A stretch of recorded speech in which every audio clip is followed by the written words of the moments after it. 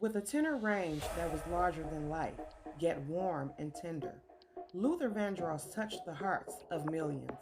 He was a soul singer, a songwriter, a vocal arranger, a producer, whose contributions to the music world were just simply magical. Join me on this journey as I share a few facts with you. Welcome to Musical Tea, Luther Vandross edition.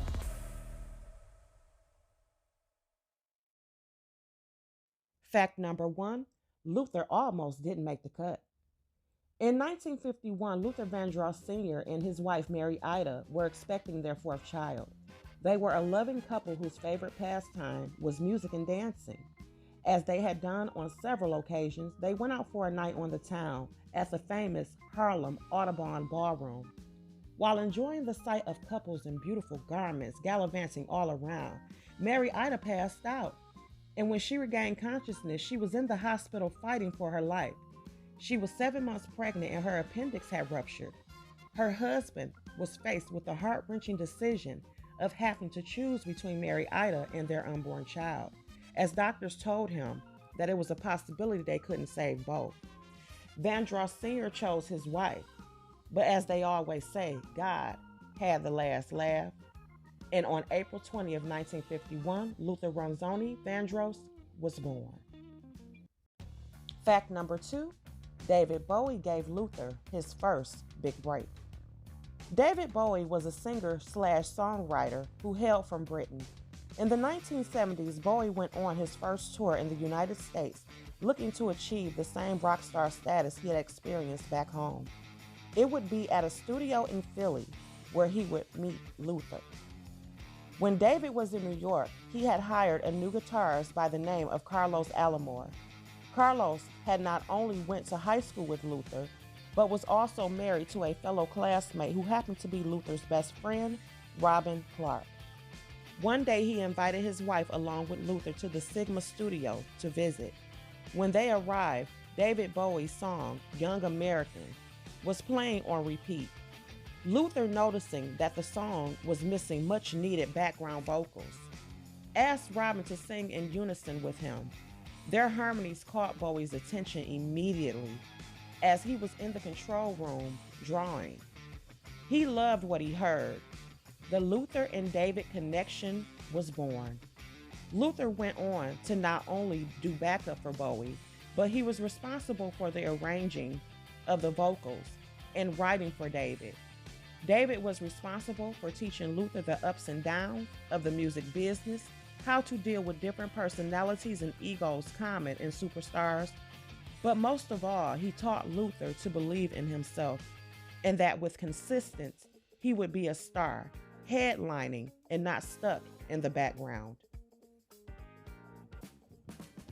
How Luther's signature vocal stutter came to be.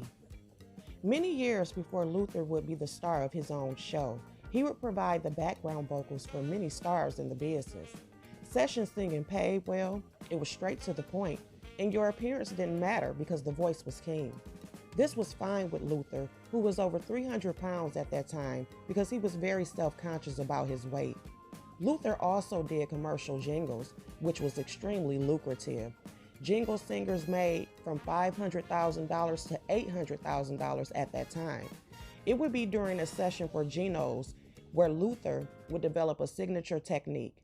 During the session, the producer asked him to run lines, but this time she wanted Luther to make her feel as if the food was hot. This was what Luther delivered. Geno's, you go for the food we've got. We've got it. Geno's. You go for it sizzling hot, hot. Geno's, you go for the food. Everyone in the studio went nuts. Due to their reaction, the vocal stutter would become a part of his musical journey. However, Luther grew tired of the background singing and the jingles because though the money was good, outside of the musical world, no one knew his name. The change that led to Luther's commercial success. Change was a studio group that was created by French-Italian businessman Jacques Fred Petri.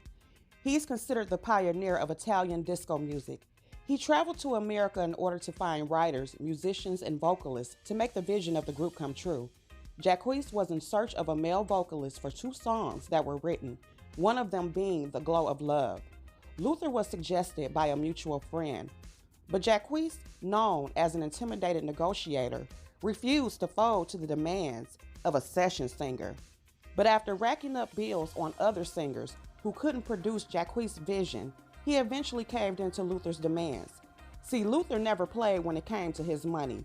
He was the highest paid background singer in the business and had no qualms about walking away if the paper wasn't right. He also demanded that his name be included on the album cover, something that was a no-no, as he had grown tired of his voice being used as lead vocal on people's songs but not receiving the credit on the exposure. Needless to say, The Glow of Love and the song Searching catapulted Luther's career. It was 1980.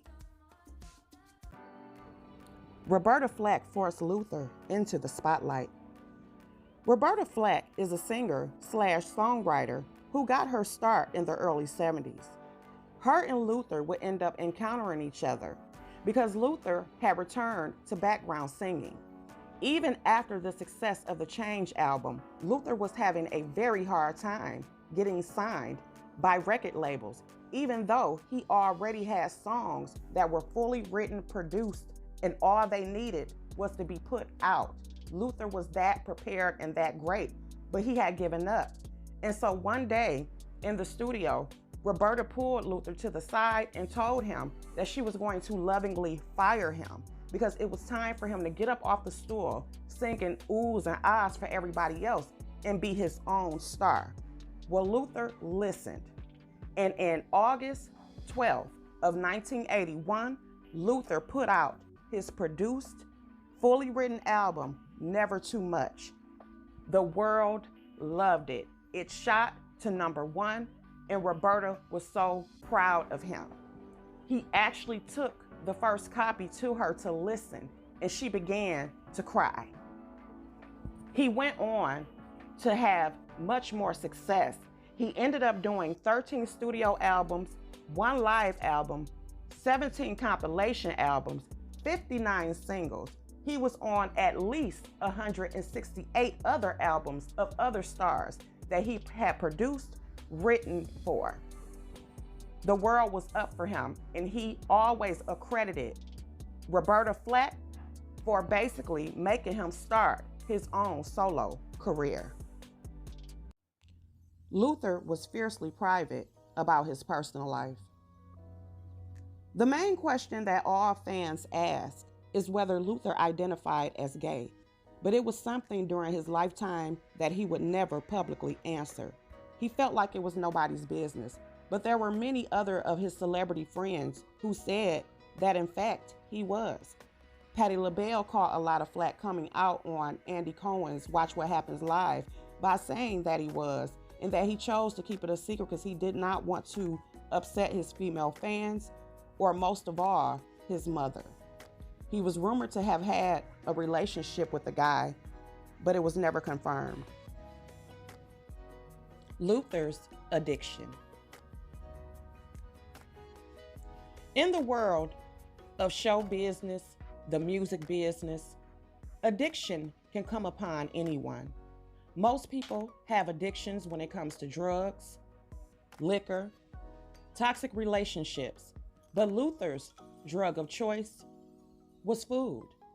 Anytime he was depressed, felt rejected, food would bring him comfort. And because of this, Luther struggled with his weight all his life. He ended up having a stroke in 2003, and then he ended up losing his life to hypertension and diabetes in 2005. Mary Ida Vandross outlived her husband and all 4 of her children. Luther Sr. died in 1959 when Luther was just 8, Patricia in 1993, Ann D. in 1999, Luther in 2005, and then Mary Ida herself passed in 2008. There will never be another. To put it very plainly, the world lost a true gem when Luther Vandross left this world. There will never be another voice that could get even close to what it is that he had. That was God-given talent that blessed the world. Through his beautiful, gorgeous, heartfelt lyrics, you were able to see parts of Luther. You were able to see his desires, his dreams, even past what he chose to keep to himself. I hope you all enjoyed this very first episode of Musical Tea. Thank you for watching. Make sure to like, share, and subscribe.